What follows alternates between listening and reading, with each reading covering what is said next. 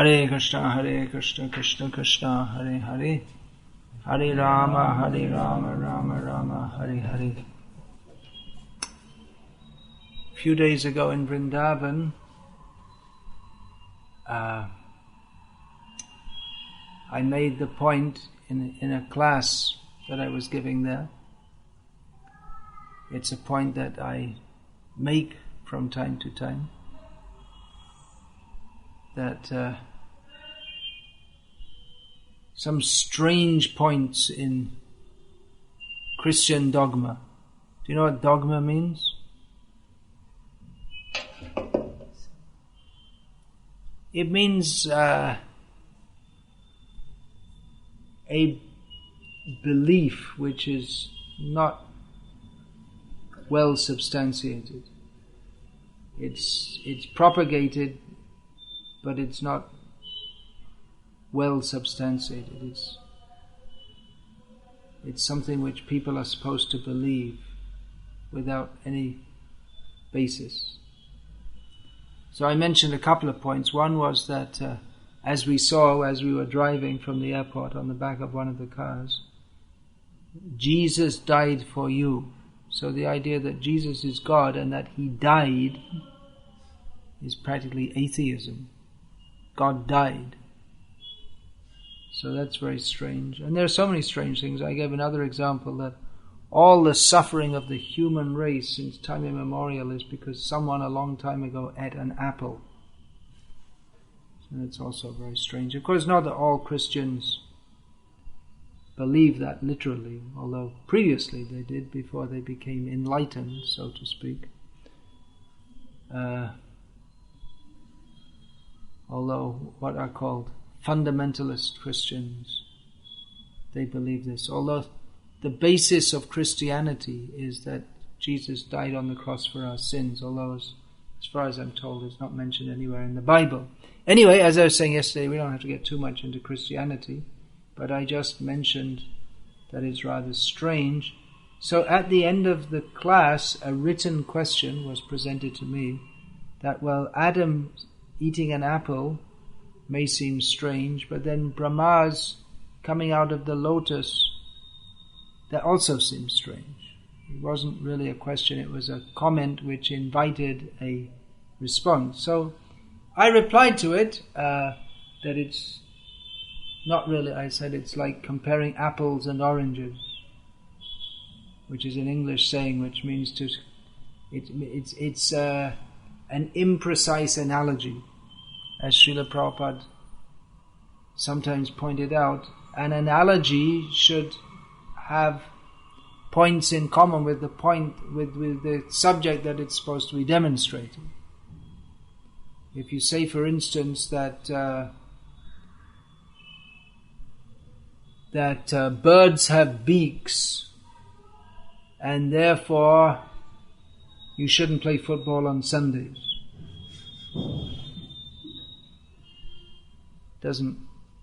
What's the connection? Srila Prabhupada often quoted this in connection with Ghatakash Patakash. The Mayavadis, they give the example that air is within a pot. And if you smash the pot, the air merges with the mass of air. So in the same way, the jiva is in the kusha, or the covering of the material body, or of the material world, and when he gets liberated, he merges with the all-pervading spirit. As Srila Prabhupada pointed out, not only Srila Prabhupada, of course so many acharyas previous to him, that it's not a meaningful analogy, because what's the similarity between the jiva and air in a pot? And for that matter, what's the similarity between the all-pervading spirit? It's not a very good analogy, for the air is not it's not a definitive or it's not a complete analogy for the Supreme Lord, who is all-pervading, but He's also localized. So anyway, I gave that example, that it's like comparing apples and oranges, that they're two different kinds of things altogether. I wanted to speak on that more, so I'll do that now. But it just so happened that I got an email today from the devotee who had written the question and said, actually it was me who sent that question. So I'll send him this recording also, and make it available for him. Yeah, I wanted to discuss this more. First of all, what do we mean by strange? Strange means something... Well, I guess we should get out... What does it say in the... Look in the dictionary. Look up strange. Or you can give me the computer. That's... Srila Prabhupada often did that, actually. Because defining terms, we should... If we're going to talk about something, then we should define the terms very clearly. So strange, it's a well-known word.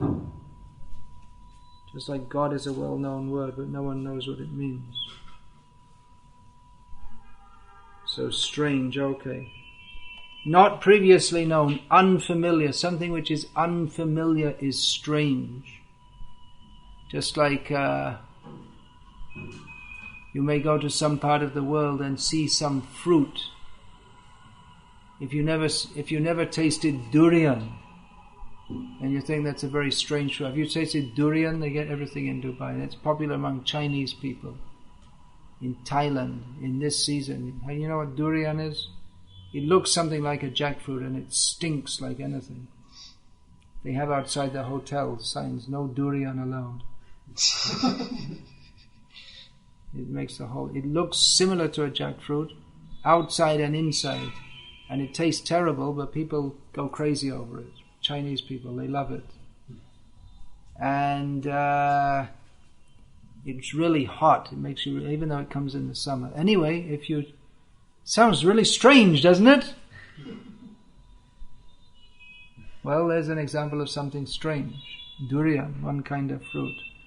If you never saw a rambutan before, you might think that looks rather strange. You know what a rambutan is? You didn't get that here in India yet. They didn't grow it. It grows in Malaysia, Thailand, Philippines. Looks something like a lychee. Doesn't taste nearly as good. But on the it's quite big, and on the outside it's got all these kind of red and blue hairs. There are all kinds of things.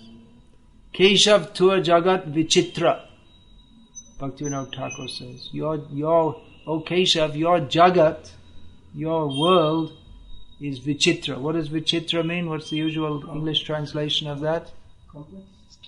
Strange. Strange is the usual translation. It actually means,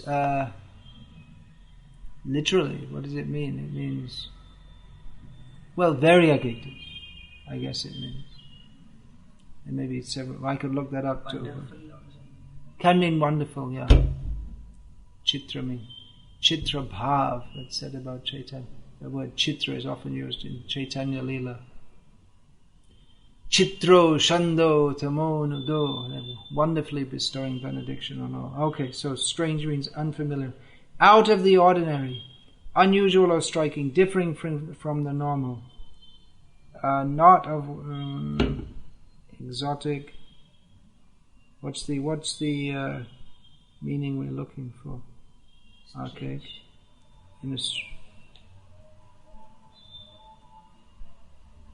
Actually, they don't give in any of the definitions what we're looking for. But in these synonyms, peculiar, odd, queer, quaint, outlandish. What deviates from the usual or customary?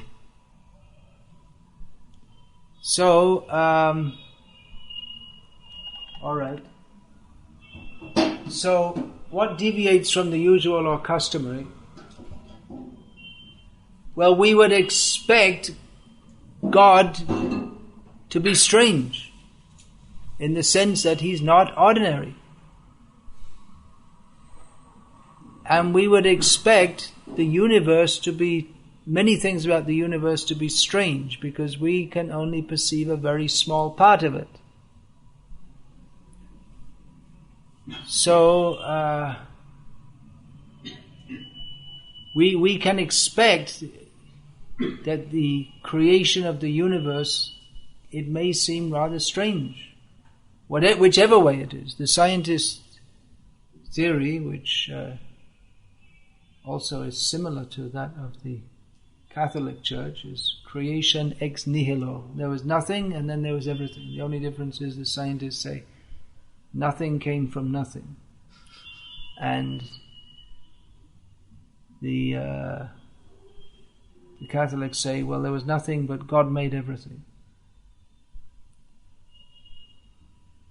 So the idea propagated in popular science books like what's that called? A Brief History of Time?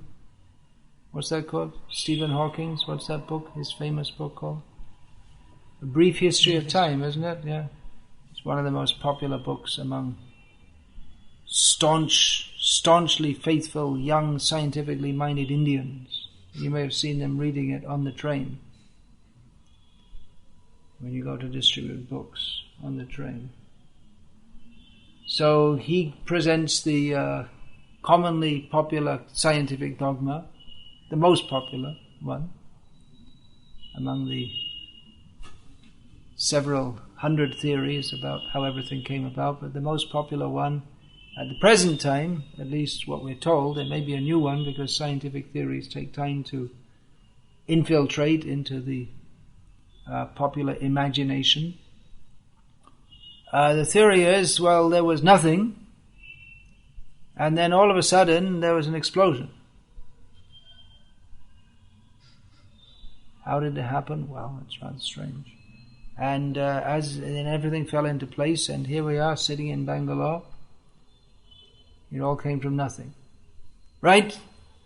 Scientific, right? So, if we try to imagine it, it seems rather strange. And if we try to imagine Lord Brahma being born from a lotus which grows out of the navel of Garbhodakshay Vishnu, that also seems rather strange. So anyway, we can expect that whatever it is, it's going to seem rather strange, just like the frog in the well. When he was told about life beyond the well, he couldn't accept it because it was beyond the scope of his imagination to accept it. So what we can accept is that whatever is going on in the universe beyond us is beyond our present scope of experience, and therefore whatever it is, it's going to be strange compared to our day-to-day life in Bangalore or in Timbuktu for that matter. You know where Timbuktu is? Never heard of Timbuktu? It's in the southwest of Africa. If you go there, there's probably a McDonald's, and it won't be that much different from Bangalore. The whole world, it's all the same. And I met someone in Dubai who wanted to climb Mount Everest, and I said, that's a stupid thing to do. Why? So it was a good idea. Why should people do that? Risk their lives? Anyway, I just think when you get to the top, there's probably a McDonald's hamburger stall on the top. They fly them in by helicopter. You can buy them for like $100 each or something. Oh, no. Probably. No need of a fridge up there. Anyway, our stereotype life in Bangalore or anywhere else, it may seem rather strange to people who are not familiar with that. Just like people come out of the villages in Tamil Nadu and they go to some school and then they come to Bangalore, and in the beginning it's all very strange for them. And then they eventually get used to it and they think they're very advanced. But because it's new, it's unfamiliar. The unfamiliar seems because we become accustomed to thinking that whatever environment we're in, we think that this is normal and everything is like that. Just like I often have the experience in the winter in India, and we're all wrapped up in warm clothes. You look up at the fan and you think, what is that for? Because for the last 2 months it's been so cold and you can't. But then 4 or 5 months later it's on 24 hours a day. But just after 1 or 2 months of being in the cold, you can't even imagine that it could be hot enough for that. Although every year it's used, but you just get. It's the nature of material conditioning that we just get used to whatever's going on around us. It's just like if you get sick and you're laid up on a bed for a couple of weeks, and you just kind of you sort of think it's normal, and it becomes difficult to imagine being healthy and able to run and jump, because it just seems normal to be sick. And it works the other way too. If you're healthy, this is the problem in youth, that everyone's healthy and they can never imagine they'll be older and sick, and then they don't bother to care for the health of their bodies. Most of our devotees do this in their youth, including yours truly, mainly myself. And then when you get older, then you suffer for that. Because we can't imagine, in youth, we can't imagine that the body would ever come to a stage where it would be sick, although we see it all around us. Because in youth you can go for a couple of days and nights without sleeping, and you can do all kinds of things, and the body just very quickly recovers. But then you pay for it later. So the point I'm making is that we tend to think whatever environment we're exposed to for some time, we think that's normal, and all of reality is like that. And therefore, when we hear descriptions of, for instance, Brahma being born from the lotus which comes from the navel of Garbhodakshay Vishnu, we think it's very strange. But if we think intelligently, which isn't a very common thing, then we should understand that whatever is going on in the universe, beyond our very limited range of perception, it's going to be strange, whatever it is. But the description in Shastra of Lord Brahma being born from the lotus, it upholds, it is logical, it is theistic, inasmuch as it upholds the principle of theism, that there is the supreme controller under whose direction everything is coming into being. Yatova imani bhutani jayanti. Everything comes into being through him. Yena jatani jivanti. Everything is maintained by him.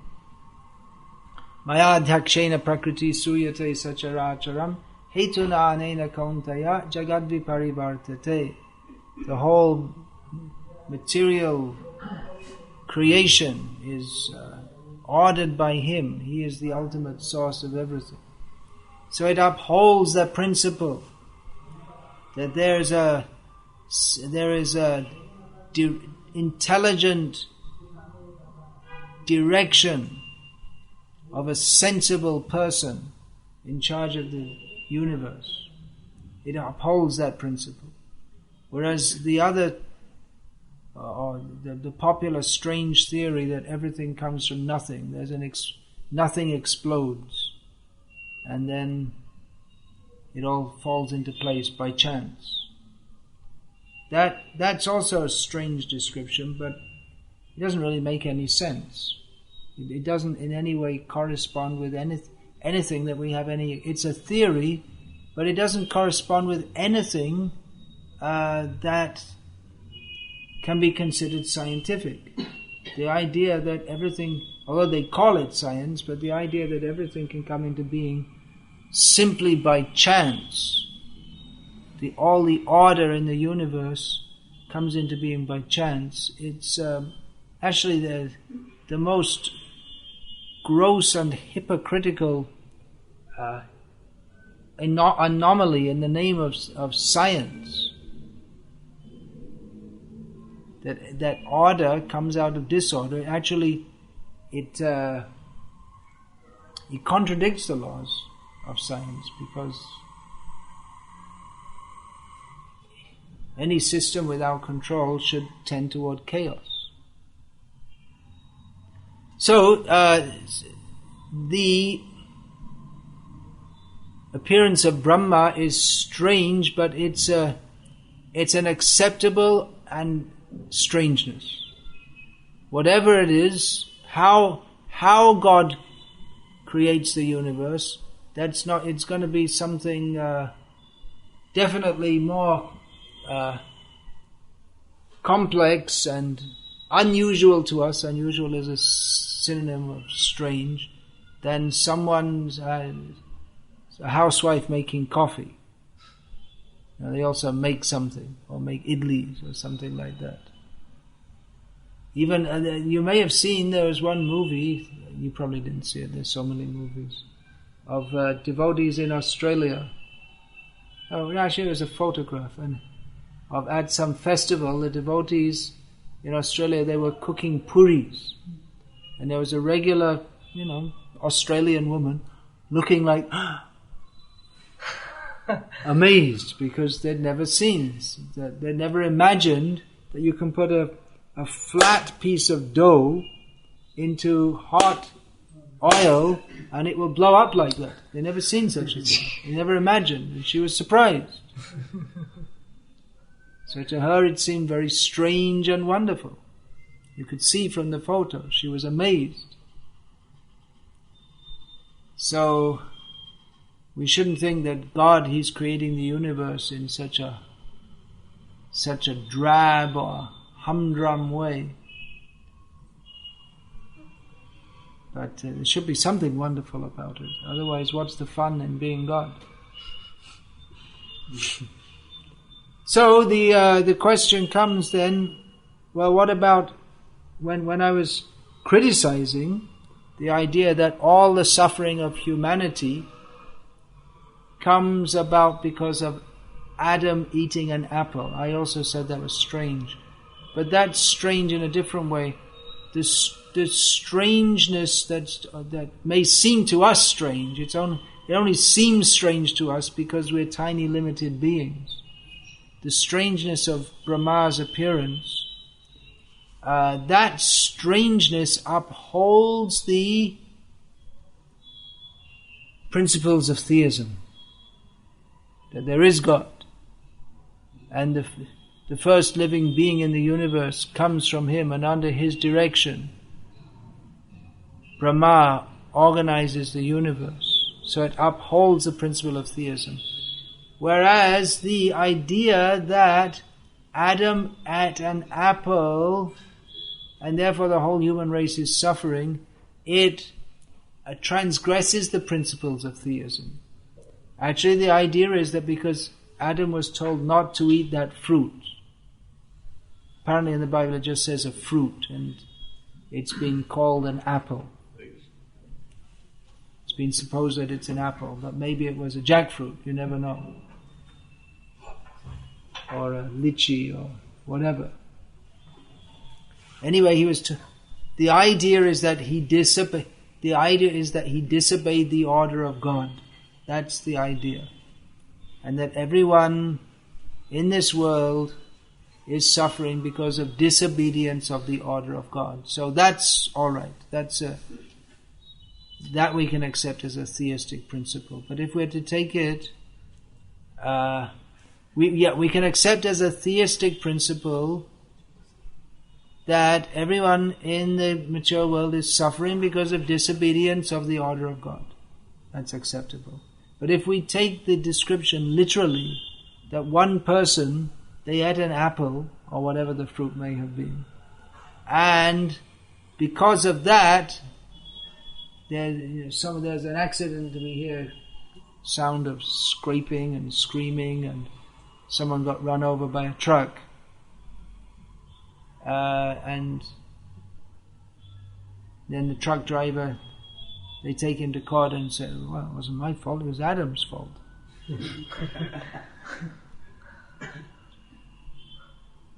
So was it Adam's fault? I've got a terrible toothache, that damn Adam. It's all his fault. Well, it doesn't make any sense on any level. And particularly, it violates the principle of theism. It makes God seem unfair.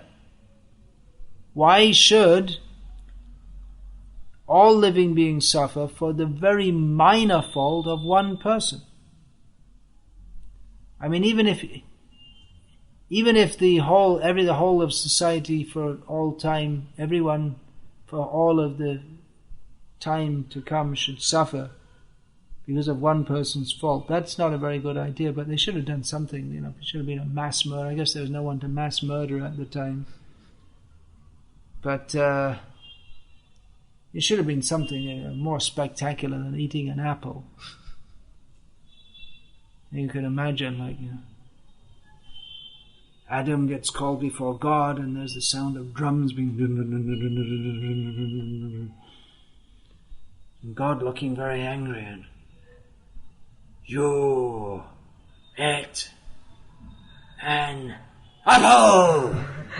And because of that, all the human race will suffer for time immemorial because of this terrible sin. It would seem that God is, not very fair, not even very sane or very mentally balanced. In other words, it doesn't seem to make any sense whatsoever. And in fact, it doesn't make any sense. That's the point I'm making. So, the proper understanding is Purusha Sukha Dukhanam Bhoktridvai Heturuchyate. As stated by Lord Krishna in Bhagavad Gita, every living being is responsible for his own suffering. Can't be blamed on someone else. Krishna bhuli se jivan adi bahirmukh ataiva maya tare deya samsara dukh. Having forgotten Krishna since time immemorial, we are suffering from time immemorial in this material world. Krishna bahimukh hoya bhogavancha kare nikatasta maya tare japatiya dhare. Becoming inimical to Krishna. That is our fault. And we desire sense gratification, separate from Krishna. And Maya catches us. So it's strange, the idea that Adam ate an apple and therefore the whole human society is suffering. It's strange, pointing out that it's very poor theology. And also the idea that God died for 3 days. It's not only very poor theology, it's practically it's atheism. How can God die? That means God's under the laws of nature. Even if you say he came back from the dead, still that he died. And the idea that God has to suffer. This is, as Prabhupada said, when a priest said to Srila Prabhupada that our understanding is that God suffers for humanity, Prabhupada said, that's rascaldom. God never suffers. Why should God suffer? And to think that he suffered because we've done something wrong and therefore we have to get punished, but he takes the suffering and that cancels it out. That's the idea that there's a good power and a bad power, like God and Satan. And they're like rivals, and God's just a little bit ahead of Satan. But Satan's very powerful, so to cancel out the suffering, God had to suffer. He took the suffering on himself. But as Prabhupada said, that's rascaldom. The very idea that God can suffer is simply rascaldom. Why should people suffer for their sinful activities? So to say that the idea that Adam ate an apple or that Jesus or God died for our sins, that's strange. It is strange. And to say that Brahma is born from a lotus stem, that's also strange. But the strangeness of Christian theology, that is inherently, fundamentally strange, because it goes against the principles of theism or anything that might be called common sense or intelligent understanding. Whereas the strangeness of Brahma's being born from a lotus stem, that's just due to it's not really strange, it's due to our very limited perception and understanding. So there's a fundamental difference there. Okay, that's it. I spoke about that. Is there any question about this? I have one question. Like you were mentioning, I was not knowing about Adam because I mean some people are having faith that because Adam ate apple, whole humanity is suffering. Some people have faith that's standard Christian dogma. There are different Christian schools, but originally in Christianity, that was the dogma. That was what I was taught at school, in the Catholic school, in the Christian, the Catholic Catechism. At the time it was, the Catholic Church is the biggest Christian church. I don't know what other Christian churches say. There are different Protestant churches and Orthodox churches and so many different churches, but that's the biggest church. And that's what they taught me. They may have changed because about 1963 or something they had Vatican II, in which they changed their theology to a large extent to try to make it more in line with modern science. So, but that is, you could say, pristine Christian dogma. Pristine means old and best, or in this case, old and worst. But my question is, Guru Maharaj, like Lakshmi Devi curses, just because she got angry on Bhrigu, she curses all Brahmanas. That story. The story of Lakshmi cursing Bhrigu, that all Brahmanas will be poor, well, that's based on a completely different understanding. Because the Christian understanding is that souls are born. Every time someone is born, a new soul is born. And they're not very clear about it, but they're not very clear about anything. But is the soul the body? And they say we're all tainted by original sin, by something that we didn't do. So if Lakshmi curses the Brahmana class, that they'll all be poor, that means that someone who earns by their activities, they get born into that class because of their activities.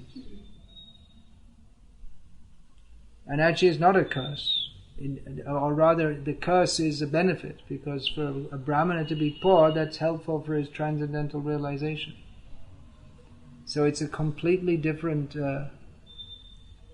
it's based on a completely different template, you could say. And we hear of the appearance of Swayambhu. In other words, it's not that because of that curse that they're affected by something for which they didn't do anything. The principle remains the same, that everyone gets what they deserve. That is not changed by Lakshmi's curse. And Lakshmi's curse, it's also something like Agni giving Krishna the Sudarshan Chakra. Because the Sudarshan Chakra is anyway Krishna's weapon. And out of a lila, from the worldly perspective, Krishna receives that. So anyway, Brahmanas as a class, they're poor, and they're supposed to be. They're not supposed to be rich. They voluntarily accept poverty, real Brahmanas. So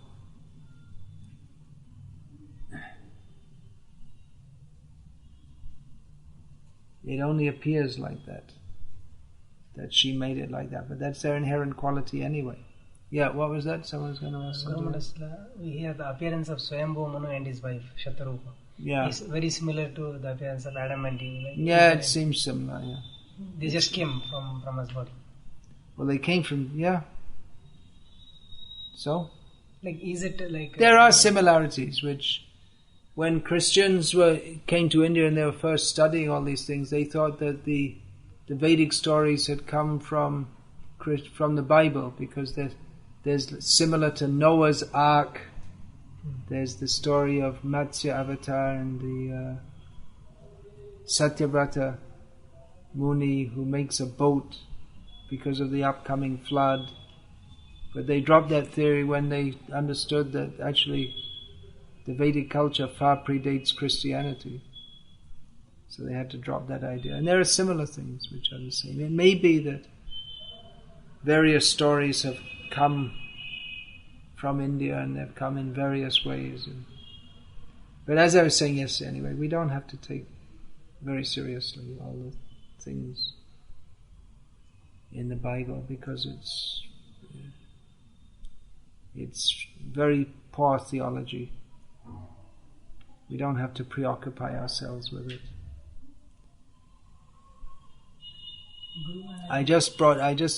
Because this point was brought up again, and I myself wanted to speak on it, and the different kinds of strangeness.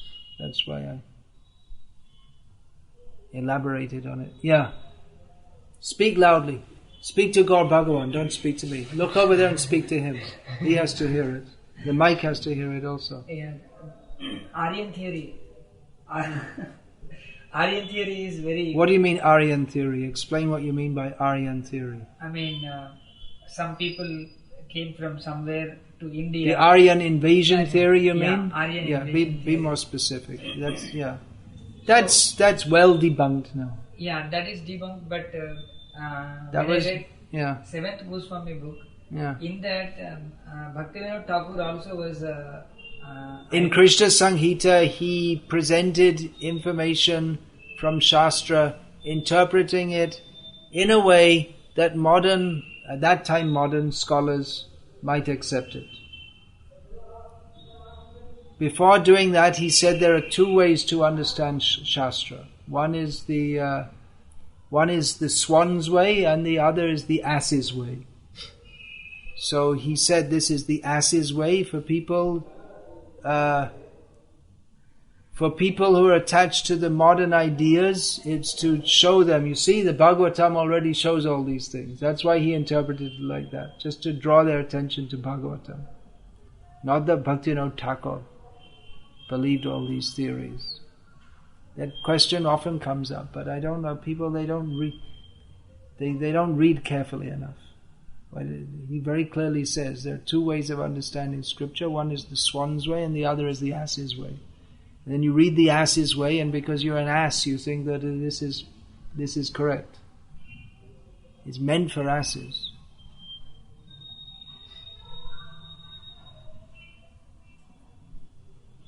Yeah. Last time Gokul Chandrapa was here. Speak to Gaur Bhagavan. Last time Gokul Chandrapa was here, so he said that in some Puranas, the story is coming of Dharma and his wife going naked in jungle, and they ate some apple, which apple, I mean not apple but some fruit from a tree, and in that tree some like some Rishi-Muni, something means Gopal Bhagavad said this Bible theory of this Adam and Eve looks like they have derived from this story. It may be. Like some Rishi wanted to test Dharma and later he It may be. Adharma or something like that. It may be. I don't know. And to tell you the truth, I'm not that much interested either, because it doesn't really affect us that much.